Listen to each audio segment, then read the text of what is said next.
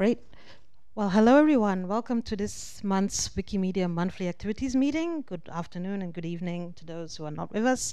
We're coming to you live and direct from San Francisco, as well as many other locations across the world.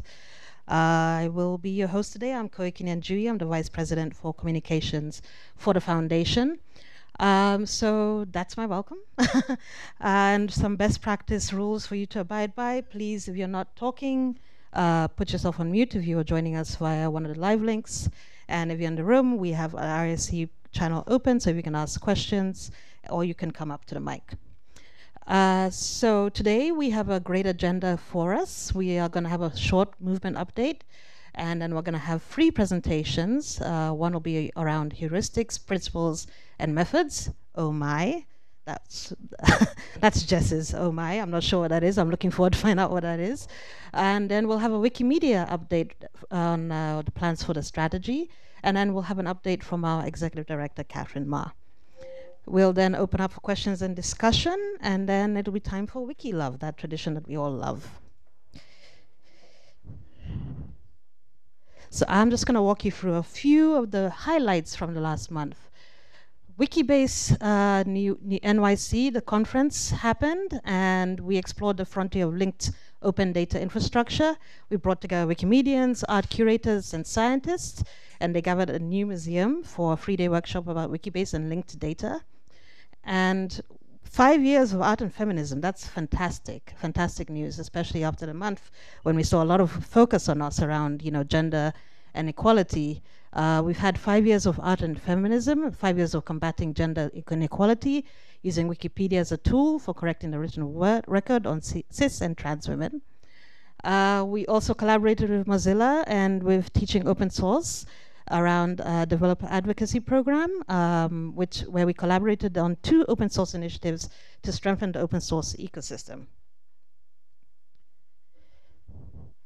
GLAM activity kicked off in Indonesia with digitizing museum collections, and that took place through an initiative by Wikimedia Indonesia, as well as the Indonesian Arts Coalition, and they arranged a visit to Dr.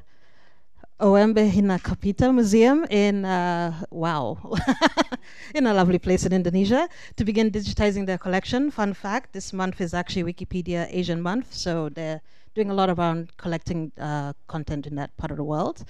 George Soros also made a $2 million gift to the Wikimedia Endowment. This, of course, follows the one that was made by Amazon the month before. And you can trial content translation. It's in version 2.0 right now. So get early access to version 2.0 of the content translation tool, which simplifies the process of translating Wikipedia articles. Coming up, we're truly in conference season, just coming off the heels of the one in North America. We have GLAM Wiki that's going to be happening in Israel. It's going to be an amazing event, looking to be shaping up to a really great event. We'll have Catherine represent us there. And we're going to have Wiki Indaba in Abuja. The Ogas in Nigeria are going to be organizing that regional conference for Africans both within and in the diaspora. And then we have our usual big summit in Germany, and that's the Wikimedia Summit, formerly known as the Wikimedia Conference, which will focus on our movement strategy process and movement governance for the organized part of the movement in general. And that brings me to the end of the updates, and I'll hand over to Jess Klein to tell us all about this oh my. Hi, thanks. I'm going to share you my screen, right? Yeah. Yes. Okay, so I'm switching over to my screen. You should all see the same thing now, right? Okay. Hi, my name is Jess Klein. Back in August, I joined the foundation. I simultaneously joined 2 teams at Wikimedia, the design team and the editing team. So as you can probably imagine, I had a lot of onboarding to do. And I went to meetings about the mission and values of the organization, but simultaneously, I was trying to get up to speed with the current state of mobile web contributions so that I could begin to think about how to make the visual editing experience simpler on the mobile web. So this quarter, the editing team is focusing on exploring. So you can see this is kind of the flow of the entire design process. There's a discovery phase where you sort of figure out what the problem is that you're solving, and then a delivery phase where you sort of address that problem and kind of create solutions for fixing that problem or opportunity.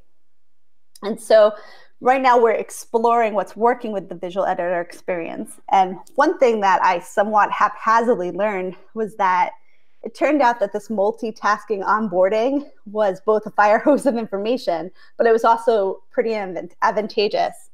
It struck me that there was an opportunity to link our design methods to the Wikimedia mission and product principles that I was also learning about. So to get started, I'm just going to share with you some of the definitions that I learned about on an organizational level, and then how I've been trying to apply that to our product work. I learned that the mission informs all of the work that we do at the foundation, not just how we conceive of our work, which is conceiving through principles and values, but also how we implement it through methods. So I'm just going to dive a little bit deeper and kind of go through each individual block here. Mission is the purpose or calling of the organization.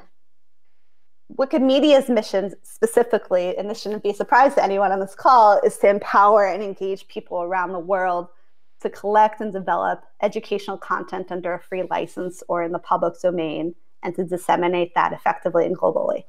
So we have 3 basic tools in our arsenal to support how we talk about and implement this mission. This is basically what motivated me in general to apply to Wikimedia. Then you have values. So values are ideals that help frame the conversations around the mission, or in my case as a product designer, the product success. So when you come for an orientation as an employee, you're asked to participate in an interactive remote workshop with other people who are onboarding to learn about the values of the foundation, which I've listed here. And what you learn along the way is that everyone who's joining at the same time of you in some form embodies these values, which are, in my opinion, the feelings that you walk away with when you connect with the movement. And this is something that I want to try to infuse into the products that I'm helping to build with everyone here. Then you have principles. Principles are a group of guidelines for best practices that convey our intent. There can be several sets of principles for a product, for example, design or product principles. They explain we are committed to this mission. What's listed here on this next slide, is our design principles, which you can see on design.wikimedia.org. There's a set of 5 principles that really help us to structure our conversations around product success, and specifically design success. Finally, I learned that there are methods. So methods is something that I didn't actually learn through my onboarding on the foundation side. I learned this through my design team orientation. And so designs are practical exercises or activities that help us to achieve the goals of our mission. Methods are central to our daily practice. We probably have hundreds of different methods that we could apply to any specific problem. Here are a few good ones that we regularly use on our product teams: dot voting, card sorting, interviewing. They're basically the things that we do to get the job done. But this was, in general, a lot of information for me to process. So I started to do some experiments to make sense of how to practically apply this to my everyday work as a designer.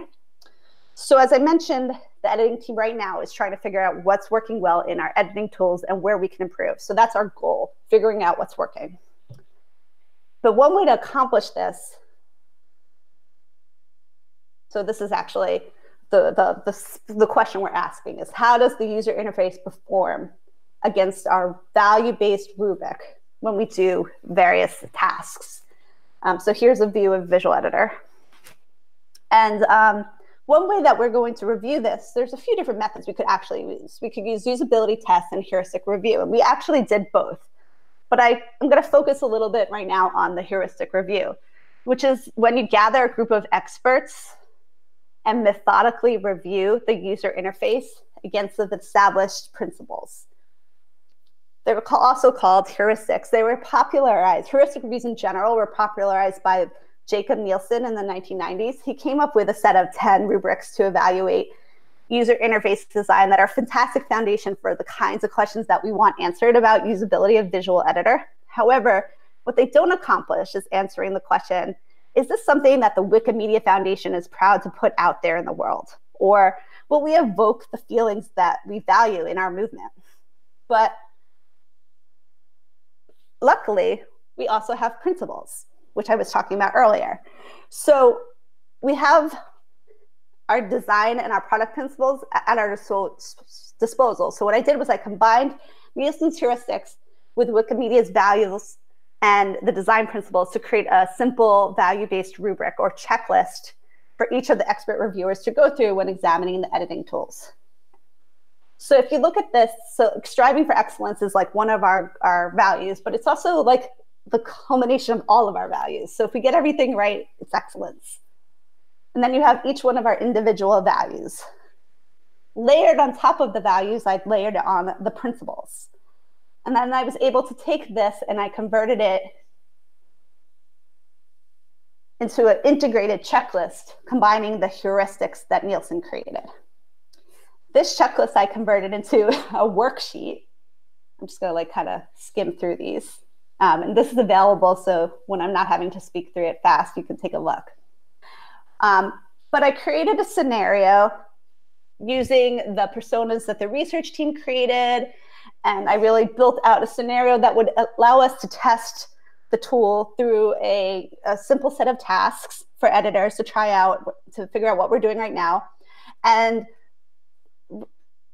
as they're doing that, the various experts who are people who are from product, from design, from accessibility, from right to left, from various fields, some internal, some external, they're kind of going through each part of the checklist and they're reviewing it on a value-based rubric. So the questions I have integrated all of the things that I talked about earlier. So that's where we're at right now. We're running this experiment. And when we have the results squared away from all this work, we're going to be able to clearly say if our product is something that we walk away feeling proud about. We look to our core values as a way to strive for product excellence, and we use our principles as like this framework to validate our general feelings about the user experience. So this is something that we're continuing to work on and explore. And if you're interested in learning more about this work, you can check out the product page on the editing team. And if you've attempted to infuse the mission and values into your work, I'd love to hear about it. Thank you.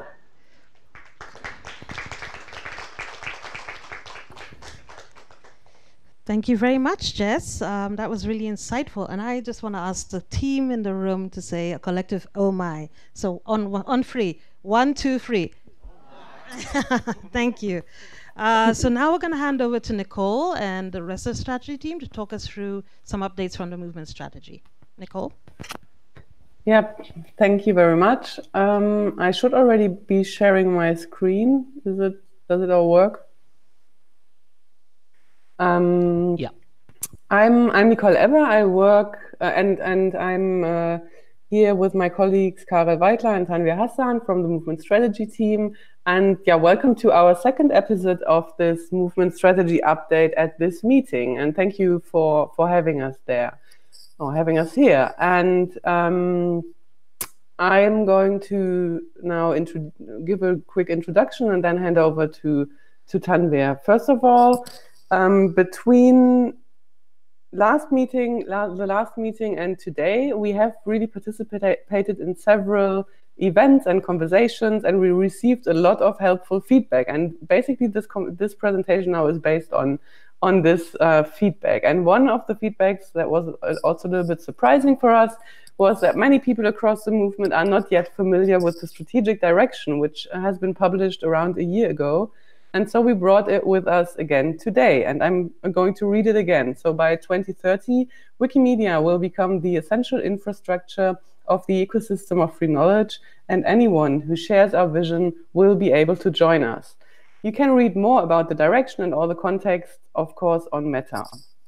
What we are doing now is to define how we actually get there. How do we set our structures up for success? And now we are entering a new part or a new season of this huge Wikimedia 2030 process.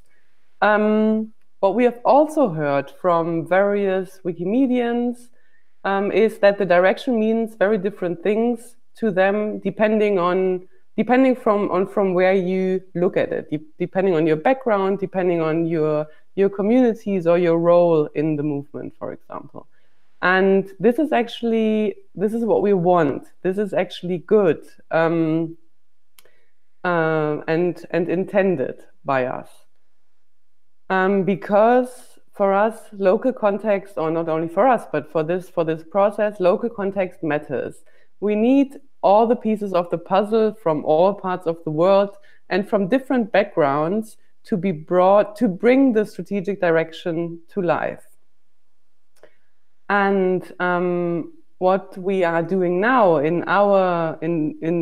currently in our process is that we will update our structures and programs so that we can successfully advance in our strategic direction. This is how we build, as a movement, build upon the strategic direction. And we are doing this in 2 parallel processes. And if you have attended this meeting last time, you will also have probably seen it, but we also learned that repetition is also very helpful with this distinction, because we learned that with this distinction, people felt that they better understand what Wikimedia 2030 is actually about. So these are 2 parallel evolving processes, programmatic and structural level. And the program planning, this is actually not what we will be talking about today, but I wanted to make sure that the distinction is well understood. This means that this basically means taking the strategic direction and integrating it into strategic plans or annual plans or day-to-day activities. And this is, for example, happening at the Wikimedia Foundation and, of course, also at other movement organizations and groups. And this also, of course, includes the work with different communities and local thematic and also project context. And the responsibility for this programmatic level is on the implementation. This is not on us, but basically on you, on many other people and groups in the movement. What we are talking about today and for the next couple of weeks, months, and ongoing is the structural change. This is based on the fact that this movement has grown organically, and that is now time to structurally think through the way we operate, what mechanisms are in place, what the challenges are with this current situation, and what the potential opportunities also could be that we are not using because of the current structures and structures in the movement. And of course, all this always in the context of the has to be seen in the context of the strategic direction.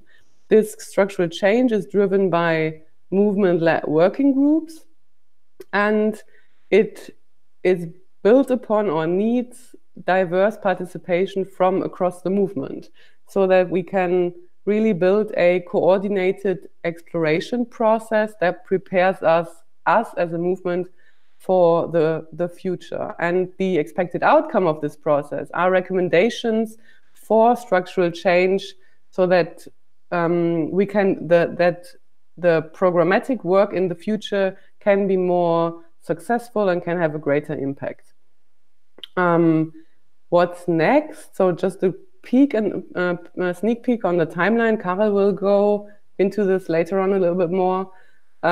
What we've also learned is that the working groups, they really want to start working. They are in the starting position and they are eager to do what they have actually signed up for. So, and that means, yes, the process of bringing more diversity into the groups is now coming to an end, and the working groups will move into the scoping phase. And we have divided the development of recommendations into 3 phases. The first is the scoping. That means exploring and defining the actual field of inquiry of the thematic area that the working groups are engaged with. Then the next thing is analyzing like research or case studies and also community input and community consultations to be able to then conclude and draft really these recommendations for for the anticipated change. And Karel will go more into detail also in a couple of minutes. And what we have learned, and I've put already on the slide, because this part of the process is pretty young, but we have already really learned a lot, which is super cool. But also it's super interesting and cool. But this process is something that no one has really ever done before, kind of, and we're trying a lot of things. Like, we're trying them out and we're experimenting, and a lot of them also don't work, at least not at first. And it's a little bit like we are building the bridges while we walk on them. And yes, of course, we have a plan. We have a plan for the steps in the process, but a plan is a plan is a plan, and it will change as soon as it is turned into action. And we are already in the process of adjusting many parts of the plan based on all the feedback that we get. Feedback from the working groups, from community members, from mailing lists, from all the events that we have been going. And this feedback doesn't come as a total surprise, because we are, of course, also observing the process, but we are now really starting to work on mitigation. And we'll be going more into detail in a second. And yes, this feedback really helps us make meaningful course corrections. And just to give one example, where we really have an enormous or essential learning is to figure out the balance between guidance and autonomy. How much guidance, how much support, how much bureaucracy do we provide the groups with, and how much autonomy do we give them? So do we just let them go and figure it out themselves, or do we give them a step-by-step manual? And how do we make sure that we have, yes, some bureaucracy is needed, but how do we make sure that we don't kill creativity with bureaucracy? So that's something that we are currently still in the process of figuring out and trying to make some course corrections on that. And Tanvir will now go more into details on that one. Thank you. Good morning, everybody. Thanks so much, Nicole. Before I dive deep, I would like to just reiterate everything that Nicole said and reiterate it again. Feedback is helpful. Let me correct that. Feedback is super awesome helpful. So much so that if I were to be offered a tub of ice cream and some quality feedback, I think I would go with quality feedback as of now. So how did we get this feedback? Where all did we look for this feedback? We have been extremely lucky. We have been very fortunate. We have received feedback from working group members. We have received feedback from staff members, both from the foundation and from different affiliates. We have received feedback from friends who have been observing the strategy process carefully and have a lot of affection towards the process and towards us. So we have been very, very glad, and we have been very thankful for all the feedback that we have received. So what do we do with this feedback? We respect the feedback. We make sure that that feedback is taken into the process and made sure that there is a meaningful course correction, as Nicole pointed it out. So what has the feedback changed in the way that the process is shaping up? We have upped our communication. We are actively communicating with working groups. Our earlier communication was only two-dimensional. Now we are trying to make video messaging. We are trying to reach out. We are trying to participate more on the social media channels. We have also upped our contribution towards administrative support and various other administrative tasks so that we can free the working group members to take part in the content-related discussions, take part in the action points that come out of the calls, and not worry too much about housekeeping, about various little nitty-gritties of arranging the call and scheduling the call and such things. The other thing that we have improved is also try and allocate time and try and allocate resources facilitation, which has come up very strongly across our communication channels. Nicole, can I please go to the next slide? The super important point that was on the slide that I'm intentionally carrying it forward is that there was a point where we did not understand what was not understood. The feedback that we have received has helped us engage better with the working groups. We are working well with the working groups. We are working in both on the online calls synchronously with the working groups, and we are also promoting, developing, and encouraging asynchronous models for the working group. What we have been trying to do is to try and develop the scoping document with the working groups. The working groups are already working on the scoping document, whereas the diversification process is running hand in hand. These two feed from each other, and we understand that a collaborative process between these two conversations can only be good for the health of the working group and also for the discussions that can happen. The scoping documents are shaping up at various levels and various spaces. Many different methodologies are being discussed. Many questions that were earlier not the central questions or not was super important in the conversation of the working group are being re-brought, are being rediscussed, um, which presents us with a lot of exciting questions and a lot of exciting discussions. The one thing that we would want to stress to all the working group members, to everybody who's looking into the movement strategy process, is that there is really no time to waste in confusion, but there is all the time in the world to invest in discussion. So we would like to discuss, we would like to engage in different parts of discussions and different methods of discussing the topics and the questions that come up. Nicole, can we please move to the next? Yeah. The other way of working together is with a significant stakeholder of the movement strategy process, which is the community members. How are we working together with the community members? We are actively seeking out opinions. When I say we, I'm also including the working group members here. We are attending conferences. We are making sure that the community members who either have heard about the strategy process, get more details about it, get more updates about it, or the people who have not heard about the movement strategy process or have some other notions about the movement strategy process, discussed with the working group members, discussed with core team members, and there is some shared understanding about what is movement strategy process, what is the direction, what are the steps involved, what are the important milestones, where are we going together, why is it important for us to be connected, what really is the big picture that we are talking about. The mantra that the core team is carrying along with the working group members is that local perspectives are very important, but it is not the only thing that is important. Local perspectives need to be discussed on a global level. So our mantra is that local perspectives, global discussions. The working group members are also taking part in these conferences. They are seeking out specific inputs regarding their domain of interest, the scoping document that they have been developing, the discussions that are central to the working group discussions and the working group deliberations. These are coming up very well. The one last thing that I would like to point out before I hand it over to Carl is that we are extremely grateful towards the feedback that we have received. We would like for more feedback coming our way, and we are in this together. There is no way that the movement strategy process will progress without the active collaboration of all the stakeholders, including the staff members, including the affiliates, including the community, also including the working group team members. Over to you, Carl, for the big picture. Thank you very much.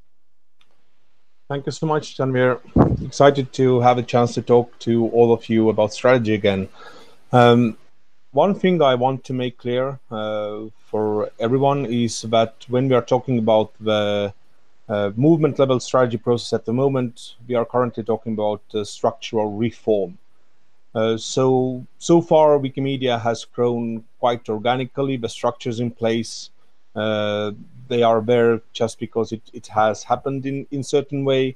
And we never actually had a good platform for the discussions or framing for the discussions around the structures in the movement.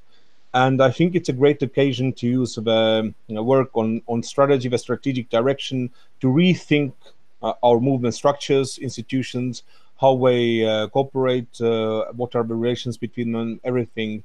Take that apart and try to rethink the movement structures in a way that we want them to be, or would be ideal to support us in our ambition going towards the strategic direction. Also, our ambitious direction demands that we also design collaboration with the world beyond Wikimedia, so we understand it better, we create connections also on that level. And also it will be about difficult choices, what fits and what does not. We have to think about this. And this is something that we have also understood but we want to have the global impact, but also we need to have local relevance.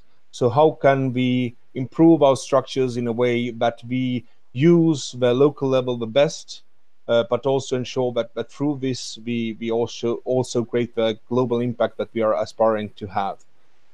And if you are looking on the structural reform, in other words, it feels that it's kind of getting our vehicle ready for the journey. Yes, it's the roads and bridges and villages and everything. This is one thing. But on the other hand, it's really looking what do we need to take us towards a strategic direction. What is missing? If you look at the vehicle, we also see that we need different type of people. Some may know how to work with wheels, others work on engine.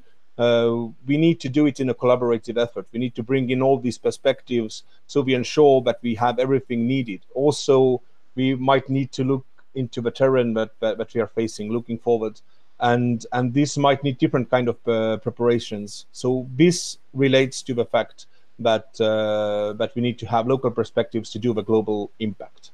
And currently, we have started discussions. So we are setting up the working groups. We are having the diversification process in working groups to have more of the perspectives. But now we are also moving forward to recommendations phase and scoping process, really exploring what is out there, what do we need to really prepare, what are the things that will take us forward in the future.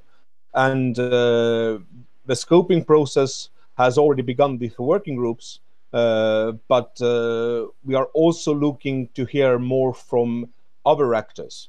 The fact that we have a working group model doesn't mean that the process is solely driven by the working groups. We still need wider input. We need to hear from you. What do you think?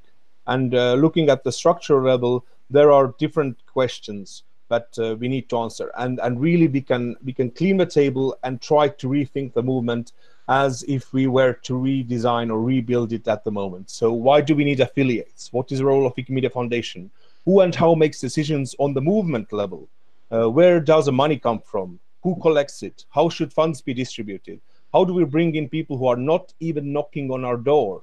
We are good in sharing knowledge, but how can we become as good in sharing know-how? So these are different questions that different thematic areas, different working groups are currently working with, but we need your perspective.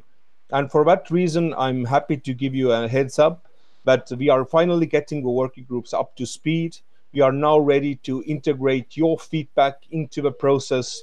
I'm happy that we have received in the beginning of the process feedback from you, some of you, but now we are ready to take on more feedback on these questions, really to understand what do you think are the important questions we need to ask, what are the structures we need to build, what do we need to redesign. So in the next week, we will have a soft public consultation cycle where you can join in at our strategy portal, and there you can really tell us what needs to change. It will be a rather open one, so if you have current thoughts at the moment, you can share, just to be ensure that the people who are not privileged to take part at Wikimedia Conference, Wikimania, in-person meetings, we have been attending these recent months. So just to be sure that everyone has had a chance to participate in this kind of open-ended before the scoping has really kicked off in essence. So you can join us, but we will be coming back with more information, more context to you, and we'll run a more heavy consultation cycle probably in the spring where we can course correct and get the local perspectives. And what we plan to do for this is to appoint affiliate liaisons, community liaisons to have a really good contact with these local perspectives that are important. And we are also looking into translation options. So we have mapped out the bigger communities, bigger languages, but we are also looking forward to, and we are looking into options in getting translations in smaller languages. So these are the things we are looking forward and try to include in the next phases of community consultations, and just to ensure that we have the local voices really presented in the process and integrated in the work of the working groups. So for updates about the strategy process, you can always go to strategy portal 2030wikimedia.org. We will meet some of you in different movement events. I have enjoyed discussions so far, and looking forward for CLAM conference and other events that are in the pipeline. We will be continuing participation on monthly activities meeting to give you update. And if you have any suggestions to us, please let us know. So also on the next slide, we have the contacts, mail addresses. Please reach out to us. Please talk to us. We are eager to learn as we go, and build a better process together with you, with your participation. Thank you.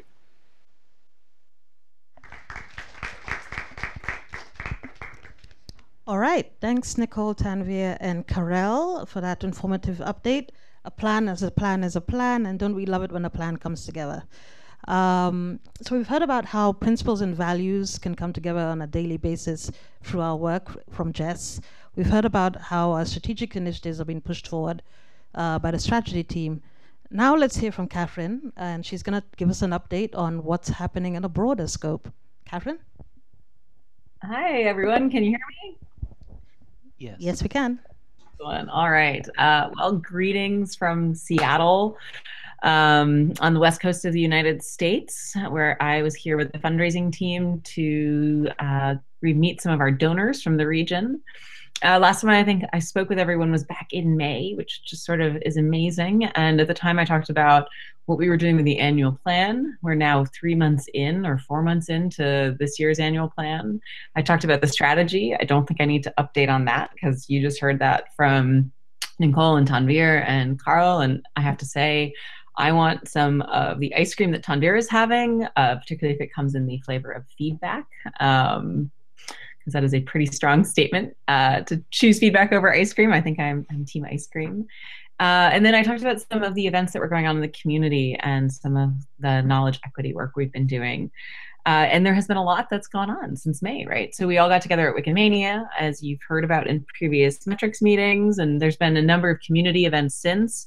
The Wiki Convention in France, the CEE meeting, the DAC WikiCon for the Germanic-speaking community, German-speaking community, excuse me, the gathering for the Italian-speaking community, and of course, just this week, we had folks get together for the TechConf up in Portland, Oregon.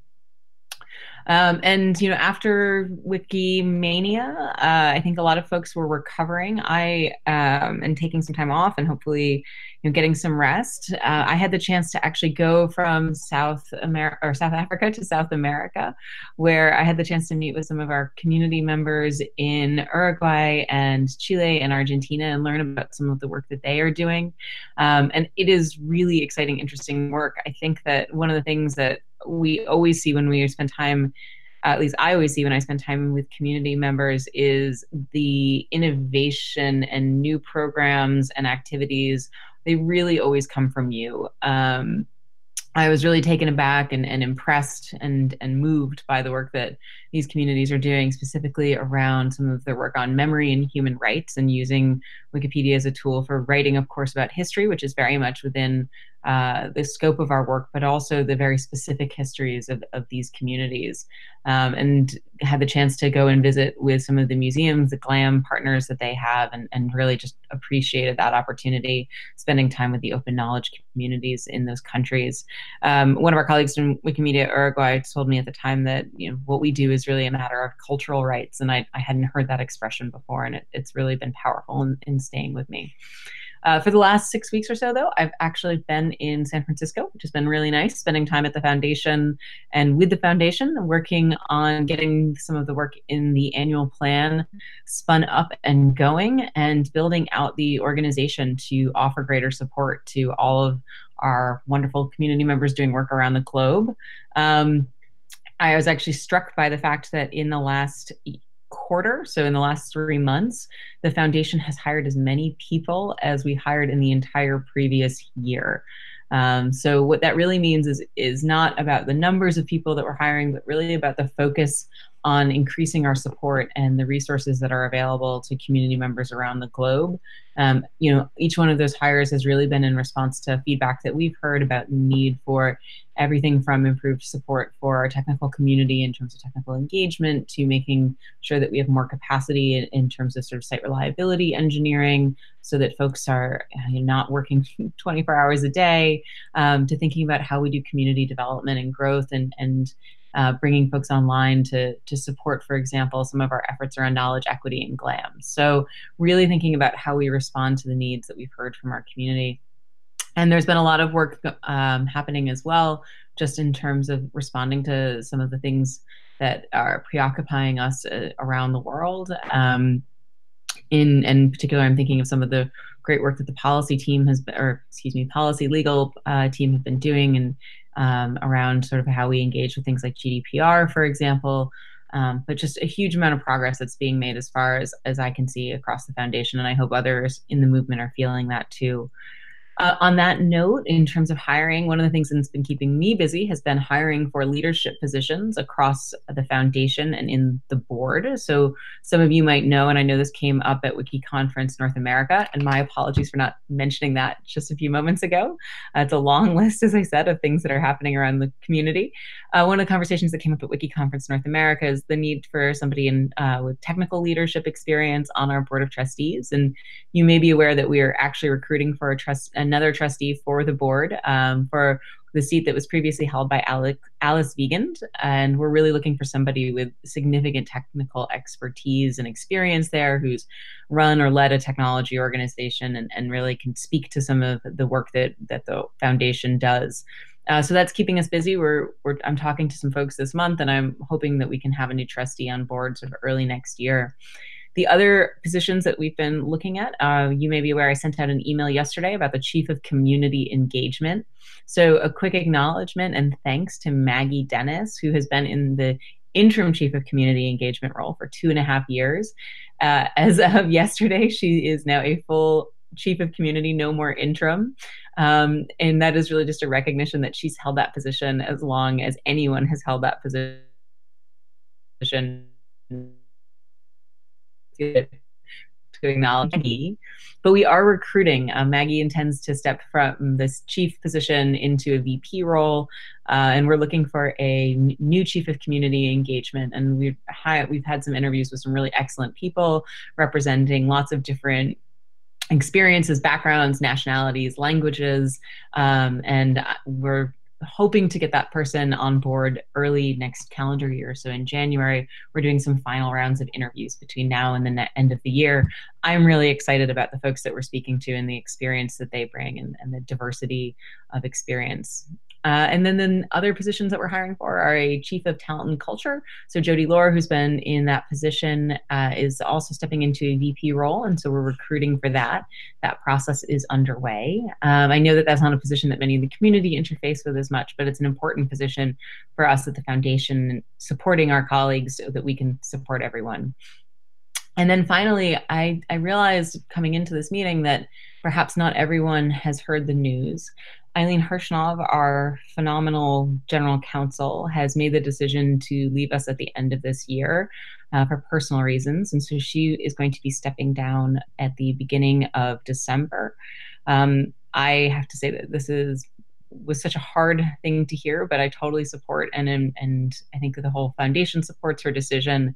And she will be working with us to look for her replacement. So the news will be coming out. I guess it's not, the news is out, but we will be spinning up a search to find a new general counsel for the foundation over the coming months. And that's going to be a big deal for us. So we have 3 new executive positions that we're looking to hire for. And I think that our commitment at the foundation is in many ways continuing to look for folks who come from other backgrounds, who have great sort of global diversity and experience, as we continue to try to meet and live up to our commitment to have the foundation's staff really reflect the global communities that we serve. So that's really been keeping me pretty busy in my role. And as I mentioned, I'm in Seattle right now. I just got back from Switzerland, where I was meeting with our Swiss community and had the chance to speak at an event there on the value of open and why that is important with a number of sort of influential folks who are in the Swiss Open community. I was there along with folks from the Open Source Initiative and a number of other sort of really aligned open organizations. And from here, I am on my way to MozFest in London to go spend time with our friends from Mozilla and talk about some of the ways that we can collaborate and meet with many of our community members who will be there in attendance. And then on to Amman, Jordan, where I'm really excited to meet with the Wikimedians of the Levant and do some outreach around some partnerships there, particularly with Hashemite University. And then from there to Tel Aviv to the GLAM conference. I'm really excited for what the work our friends at Wikimedia Israel are doing, and also to Ramallah in order to be able to meet with some of our community members in Palestine. So looking forward to the next week and a half. Always spending time on the road is a trade-off, but it is one of the most wonderful trade-offs in the sense that I get to see all the work that's being done across the communities and bring that back to the foundation. It always enriches my understanding of how we can support all of you. So that is the update on my end, and I hand it back over to Koi for taking us through to the end of metrics. Oh, I guess it's not metrics anymore. The monthly activities meeting, excuse me. Yes, Thank you. Is. Thanks, Catherine. And I think we can give her a big oh my. How about that? So on three. 1, 2, 3. Oh my. Thank you very much. So we're going to progress to WikiLove at some point, and I know you all can't wait to do that. But before we do that, it's time for question and answers. So I will open up the mic, which is over here, for any questions. And James is on IRC. Hi there. There's a question here for the strategy team, Nicole, Tanvir, Karel. Pine asks, how is work going with regards to diversifying the composition of the working groups? How many non-staff people have been adding to these working groups? And he says he understands it's difficult to get volunteers for such a big commitment, and he'd like to know how that's going. Yeah, thank you, Pine, for the question. I also appreciate that you have been advocating for volunteers being part of a working group since the beginning and really providing strong feedback regarding this. So thanks for the feedback and thanks for the question. We are not in the fully final stage with the diversification. So basically only kind of 8 names are close to closing. But out of these 8 names, for example, 6 are volunteers. So this is at this small sample is 75%. And this is actually something we are looking forward to having more volunteers added to the diversification process. So this is one of the things why we are doing this to engage better the volunteer community and also have better global reach or local perspectives, different local perspectives within the working groups who will be discussing the themes. So far, it's looking that we are bringing in more volunteers with a diversification. The other part of your question, which you have been bringing up since the beginning of a process and working group model, is that we are looking for quite a high commitment, and we are trying to support the volunteer members of a group in participation. We are also looking to adding facilitation to our meetings, helping to get them better involved and make the most use of the time they are providing in their volunteer capacity. So this is continuously a risk working with volunteers and using them in this process, and we try to be mindful about that and try to bring efficacy into the engagement of volunteers. I hope this answers your question. You can also follow up, write to talk page, mail, mailing list, whatever. We can have a discussion around this. But now it's looking like it's going in the right direction. We also hope to publish a report about the diversification. Then we are closing with most of the groups. So thank you. Thank you. Any questions from the room? Going once, going twice. No one? Oh, one more.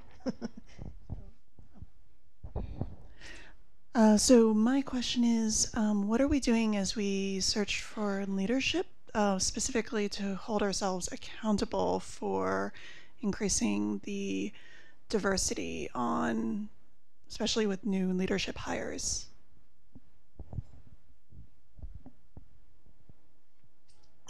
Sure. Can I ask who that was so I can address you directly? Couldn't tell from the voice. Hi, Catherine. This is Kate Zimmerman, and I just joined last week. Oh, great. Yeah. Hi, hey, Kate. So this has actually been a major priority for us when we were looking at recruiting firms. Welcome aboard, by the way. Really excited to have you here. I've heard great things. So we are working with a number of different recruiting firms for these different searches, and in each of the sort of processes of reviewing and interviewing for these recruiting firms, we specifically inquired into what their approaches were for recruiting for diversity, what their track records were in this space. The first one that we're working with on the Chief of Community search is a search firm called Parrott Laver, and their focus is on global recruiting for international organizations, the academic space, and international NGOs, and sort of really a global development background.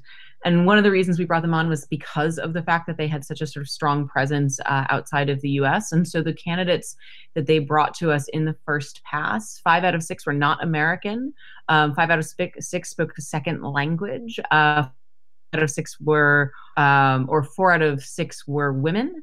And so, you know, that was something that was really where we kind of wanted to be. I don't know how all of those individuals identified in terms of ethnicity or religion or the like, but just in general, sort of our availability to be aware of the composition of that group was really kind of what we were looking for in terms of a very diverse pool of experiences and backgrounds. And so that has been very important to us. On the talent and culture chief, we are working with a firm called Bridge Partners. We do not yet have a pool of candidates that we're interviewing for, but one of the reasons that we chose Bridge in particular was the emphasis on inclusion in all of the work that they presented to us. That is something that they view as sort of a unique offering of their firm in terms of recruiting and retention. And so that's something that, you know, at least in the initial profiles of candidates that they presented to us, we felt really positively about the range and diversity of folks in that. The work that we've been doing around one is for the firm that we're working with there, Viewcrest Advisors, is also looking at diversity as a key indicator. One of the things that we found that has been a bit challenging is we always want to bring in diversity outside of the US onto our board because we are such a global organization. And the good news is that today on the Board of Trustees, I think we have only 2 out of the 10 positions, 9 currently filled, are American. The rest are all folks of different nationalities. And one of those 2, Jimmy, lives in the UK. In recruiting for a technical position, most of the folks we've been talking to are based in the US, but again, being based in the US is not necessarily an indicator of nationality or country of origin, languages spoken, ethnicity. And so we've really tried to prioritize in looking at that, not just technical capacity, but also diversity of experience, origin, languages, as I mentioned. And then for the GC search, we are looking at recruiting firms. Eileen is going to be working with us to help us identify firms for this, because sort of GC recruiting is a little bit more specialized. And this will be a similar question that we ask of all of those firms in terms of their track record of building diverse pools of candidates and ensuring that those pipelines remain open all the way through to the end. So, you know, I'm not a believer in the Rooney Rule per se, which says like you just need one person. I'm a big believer that you actually need a very diverse pipeline so that you're really comparing people on their merits. But we need to do that work to make sure that we've got that final pool so that we can make the selection for the person who's best for the organization, but hopefully brings other experiences and qualities to those roles. I hope that answers your question. I think at the end, the proof is in the pudding, and there's no question that this is a priority for the executive team. I think, you know, I don't know if Jody is around, but in general, we've started to make some real progress in terms of hiring across the organization. And I do believe that these leadership roles, while it is, I'm going to miss every single person, it does create an opportunity for us to diversify the executive team across a variety of different factors. And I think that that's something we're all really looking forward to. Okay, thank you. I'll do one last pass for questions in the room, online, on IRC.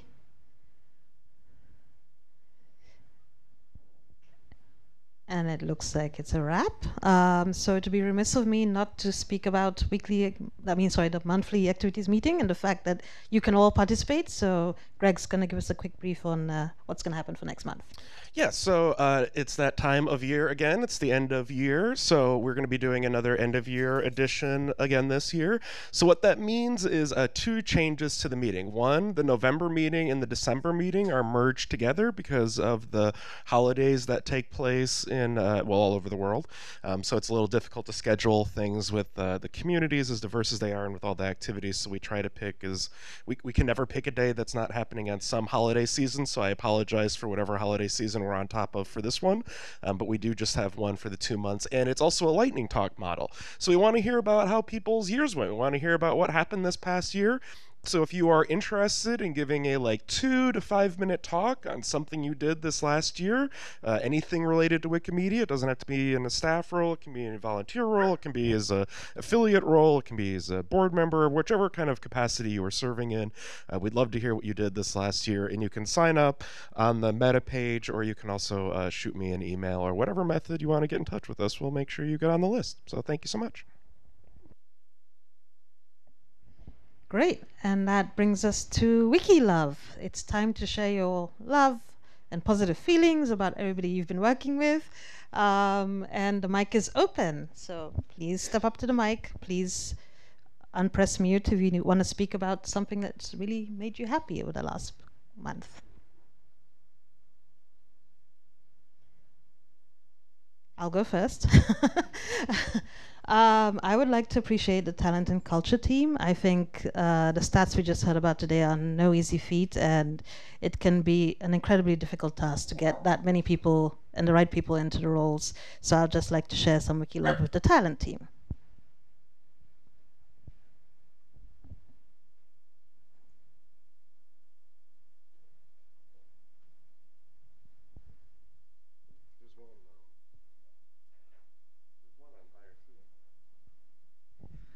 On IRC, Pine says, I'd like to say thanks to the strategy team and especially volunteers for all of the good faith effort that seems to be happening.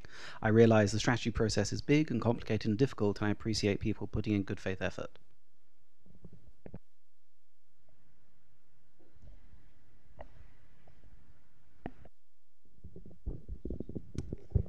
I'd like to give some wiki love to Wikimedia Deutschland, in particular Adam Shorlin, to help us with all our weird deployment gremlins for structured data on commons. They've been wonderful. Adam's been working through TechConf in I don't know what hours, and we really, really appreciate it. Thanks.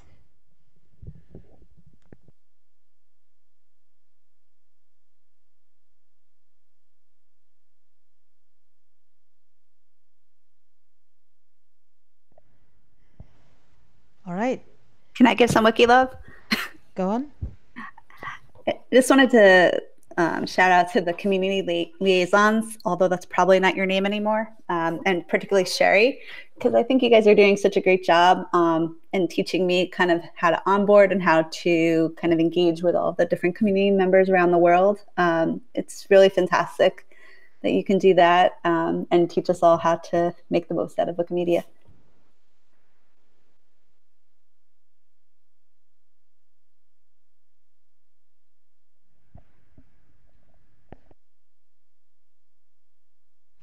All right, I think that brings us to the end of today's monthly activities meeting. Thank you all for participating and for being great. We'll see you again, same time, same place, hopefully, next month. Goodbye. Thank you very much. Have a good day.